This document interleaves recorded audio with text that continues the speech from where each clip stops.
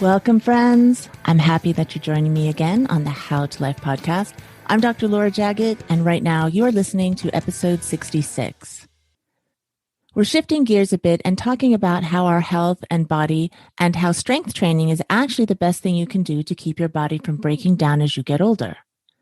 My guest today is Chris Tiley, a physiotherapist based in Birmingham, England, and he is a big proponent of helping people, particularly those over 60 years of age, regain their strength and mobility. As the founder of Never Too Old to Lift, he's passionate about introducing strength training to those who never thought that they could do it. Don't think this episode isn't for you, though. Strength training is for everyone. Over 60, in your 20s, the non-athlete, the fit, the couch potato. No matter where you are physically, you can improve your strength, mobility, and health by lifting some heavy stuff. In a controlled and gradual way, of course. Chris and I are here to encourage you and give you a little foundation and proof of why it works and why you can absolutely benefit too. Hi, Chris Tiley. Thanks so much for being on the How to Life podcast. Hi, thanks for having me. We're addressing a different audience this week. Usually I talk to the younger group. Today we're talking to the older group above 60s. But this information applies to anybody. It's just our focus is to talk to this group that just because they have advanced in age doesn't mean that their body's breaking down. Your business is called Never Too Old to Lift. Yes, that's right. Oh, the questions are already starting. Chris, before we start, please introduce yourself. Tell us a little bit about you. Yes, I'm Chris. I'm a physiotherapist in the UK, in Birmingham. I've worked in several settings. That's from hospitals to sports teams, and now I've kind of settled into private practice. So primarily now I'm seeing people with long-standing back pain and everything up until a kind of acute injuries, whether that's through sport or a slip or a trip. Through everything I've done, I've kind of developed a particular passion for introducing strength training to people who never thought they could do it. And primarily that is with people over the age of 60. And yeah, really rewarding. And it's great because a lot of people, like I say, never thought they could. And then to see them being able to lift the weights and more importantly, being able to do all the activities they want to do because of it, it's great. Now, it's interesting. A lot of people, when they get to their 60s, they don't even consider strength training as a possibility. So talk about that. Older people can strength train. Yeah, definitely. I'm not going to lie, things take maybe a little bit longer and we have to start a little bit slower. The body might not adapt in the same way that it did when we were 20. But yes, anyone can strength train, and there's always a starting point that we can fall back to as well. Just because you can't start the exercise that's recommended to you doesn't mean you leave that one out and just work on the others. There's always ways of bringing it back. And I'm not knocking things like yoga, Pilates, swimming and cycling, but it's a thing that people tend to fall back to because they think they're safe. And they're brilliant forms of exercise, and I'm not saying not to do those things, but strength is one of the things that's lacking. And actually the lack of strength has been shown to lead on to several other conditions that can then cause problems later on. By kind of nip it in the bud early, you can prolong that from being an issue. That's where the myth comes in. There is a myth about age, and there are friends that I have that just automatically assume that as they advanced in age, things are going to break down. That is the reason they have pain. And you'll hear them just sort of flippantly say, oh, well, old age sucks, or, oh, I'm just getting old. Where does that myth come from? I don't know quite where the myth comes from, but I think it's fear. People's fear that they're going to, if they've already started to have a little bit of an ache or a bit of a niggle, that they're going to find that if they do something too strenuous, they're going to make that worse. So they then take it easy, do the low impact exercises as we've already discussed, right. And then the strength declines further, and then that puts more stress on various joints, which might make them more angry and sensitive. And yeah, it's exactly the opposite. It's building the strength tends to protect the body from lack of strength. So this is my field also. I was a chiropractor for 28 years, and I saw this, and I think that the myth happens is when you don't do something for a long time, your body just forgets how to do that. So if you go and play baseball when you're 45 and you haven't done it since college, and you go out because you remember how you used to play, but your body has not conditioned to keep up that level of intensity. And that's where injury occurs. So people think, oh, I just got old. This is what happens when you get older. But really, what has happened is you just haven't done anything for so long. When you're young, yes, there is more elasticity. There is more ability to recover when you're younger. However, as a young person, you're usually active. As a child, you're active. You're playing, you're running. It's when you get older and you go to a day job, a desk job, and you're sitting for hours a day, not conditioning those muscles. Then when you go out and try to do something strenuous, even like a hike, you're paying for it the next day. I think that's where the myth comes in. What do you think about that? Definitely. There's a term that I use quite a lot called a load tolerance. So it's the different parts of the body have got a particular tolerance to the loads. So that might be impact or the stresses and strains we put through the body. And if we put too much of a load through the body and we exceed what we can currently tolerate, the body fights back and becomes angry and sensitive. It may not necessarily damage anything, but I also liken it to a runner that wants to run a marathon, as if they've only ever run 10 miles and they do that regularly, their body is conditioned to run 10 miles. So if they run 26 without training for it, their body doesn't know how to react to that. So it reacts and becomes painful. And again, nothing may be damaged. It's just, it's going to take a while to settle. Whereas if they push their weekly mileage by about 10% each week, the body responds and it adapts to that gradually increasing load. And we can eventually get to the point where you run 26 and you might have your usual aches in the muscles the next day, but your body's reacted well to it. The same thing applies to weights. We've got to take it slow to begin with. If we've not done weights in a long time, then you've got to start slow, gradually build it up. And then you can start to think about lifting your body weight off the floor, which I think is feasible for most people. Why weights? Why strength training? How is that helpful to reverse aging? With aging, the big things that I tend to kind of focus on with the age-related conditions are sarcopenia, which means muscle loss with age. So from the age of 30, it accelerates from the age of 50. We lose muscle mass and muscle strength. And it's a bit like the tolerance we talked about. There's a kind of a threshold that whilst you've got all the strength your muscles have, you can do all the things you want to do. But as you lose the strength, one day it might be you can't play the sports you like to play, so tennis, then you might find golf, and then you might find stairs become difficult, and then getting out of a chair. So by building the strength in, we delay that happening. But not only can we delay it, we can actually reverse it, and you can actually build up some of the strength that you've lost. So you have to keep those muscles employed. You just keep them moving. Exactly that. And they will continue to work for you no matter how old you get. Yeah.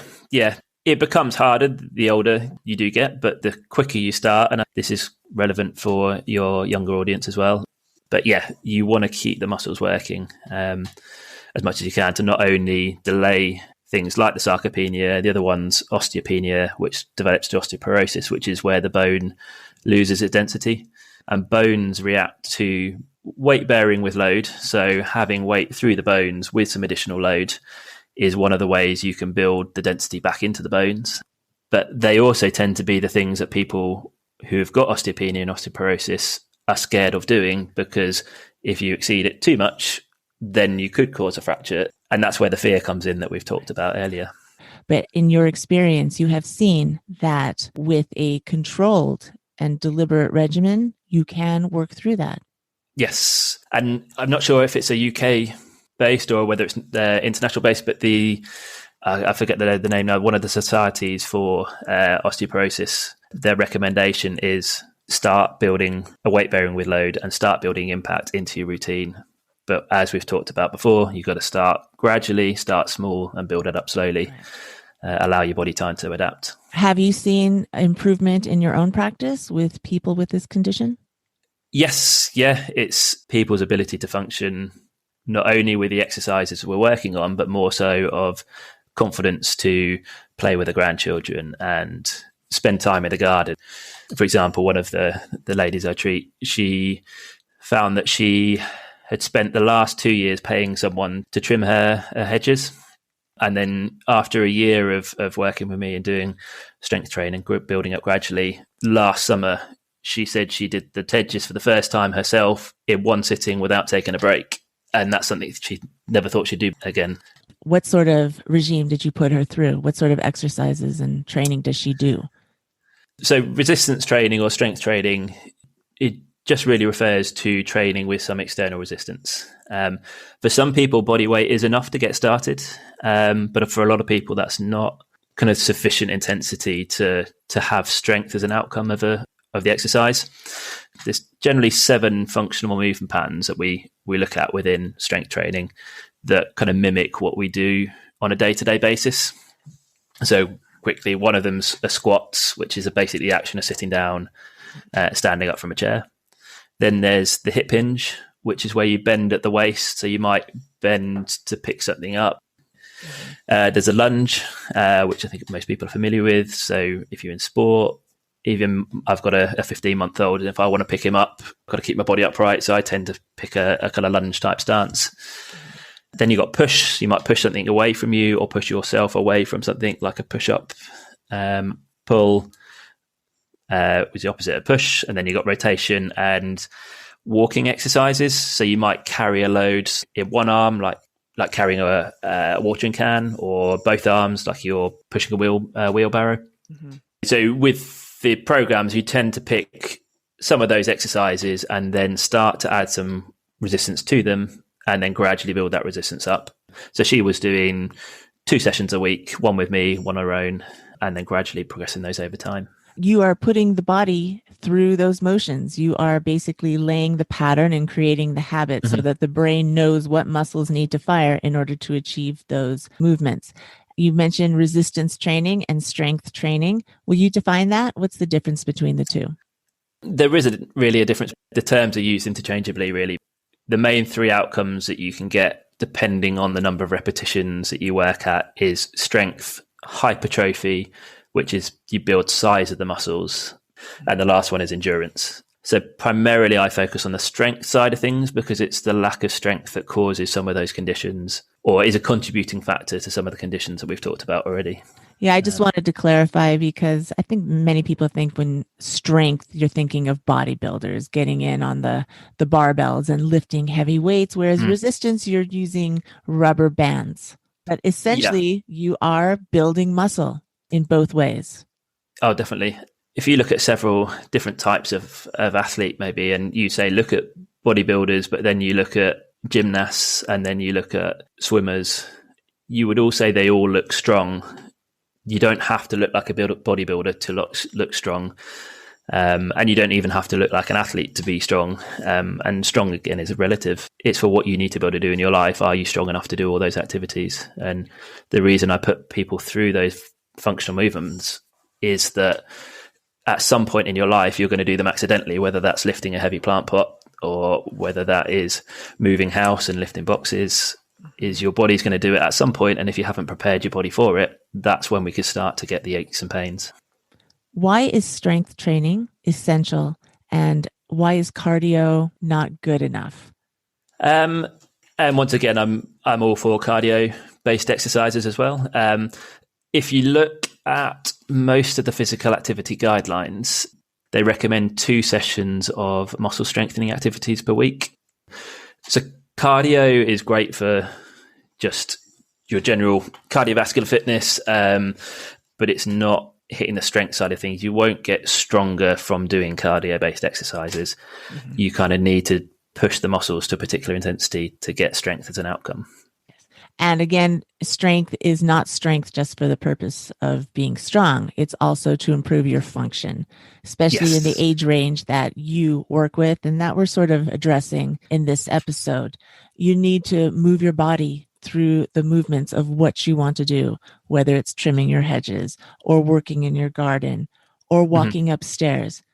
Yes. Yep. What does one need to start strength training? So to start with, before you even think about equipment or anything like that, you need to know and have explored your why. What do you want to get out of strength training? what is it you're struggling with? Is there any area of life that you'd like to improve, or is there anything you've given up in the past that actually you'd like to get back to? And then from there, you can create some goals. Ideally, you could maybe put a time frame on when you'd like to achieve them by, and you could create some step-by-step goals. So not just a long-term one, it's just some interim goals in the time. And then from those goals and your motivations, you can create a bit of a plan.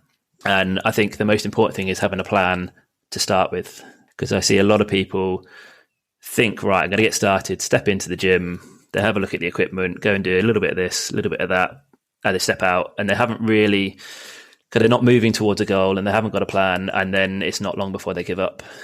Because a lot of people have fear. They work out and they feel a little bit of pain and soreness the next day, and they may think, well, this is bad. Pain is bad. Now, there's a difference between discomfort or muscle ache and actual pain. And I'm telling you, you will know the difference. You will innately know when it's bad. So I would encourage everyone to trust yourself. A little bit of muscle soreness, it means you're alive. It means it's working. It means you're doing something towards improvement. So don't shy away from that. Definitely. There's some people that are disappointed if they don't get the soreness afterwards. I think another thing that slows people down is they don't see instant results. Mm-hmm. But when you're creating something new, anything, it takes a little bit of time. And if you have those short-term goals, like just showing up to do your work, you've succeeded. And the results you want to see are inevitable if you continue with it. Definitely. How do people stay motivated? What are some tips or advice you give to your clients to keep them motivated? I think it's a little bit like you said, you focus on all the small wins. You might not necessarily notice the big goals happening straight away, but if you've created the smaller goals along the way, you can kind of tick them off as they happen.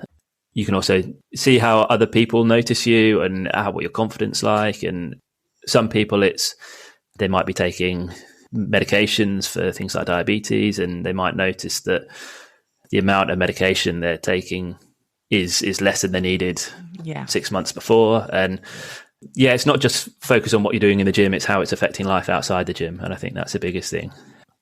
What I've seen in my own practice as a chiropractor is that the body can recover and regenerate from virtually anything. You'll hear the miracle story, but it's not really a miracle. There's a lot of mindset that goes into it. The body can recover if we kind of get out of the way of it, stop worrying about it. And it doesn't matter how far gone it is. I've seen people who are on the verge of back surgery who decided at the last minute they're not going to do the surgery just yet. They're going to go in and recover on their own. And they make a goal, they make an intention, they do the work, they do it properly, and they save themselves the surgery.